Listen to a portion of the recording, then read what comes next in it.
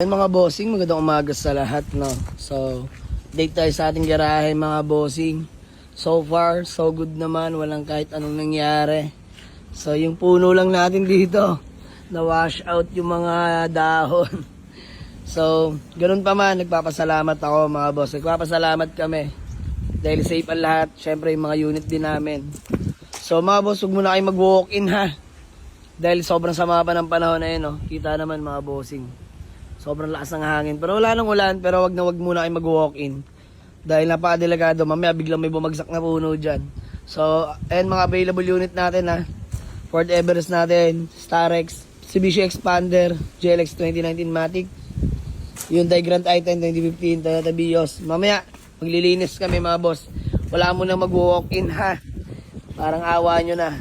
Para sa kaligtasan nyo, mga bossing. So, ayan yung mga grupo natin, dahan-dahan na nagbababaan. Dahil, pinapatawag ko silang lahat para maglinis.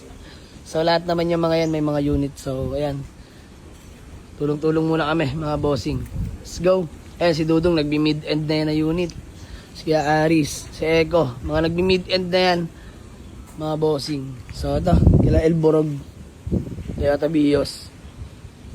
Ayan, Vios, automatic. Vios natin na Superman. Detailed lang natin yan, mga bossing. So, maraming salamat sa inyo, mga boss. Keep safe, everyone. Manatili lamang sa loob ng inyong mga tahanan. Let's go.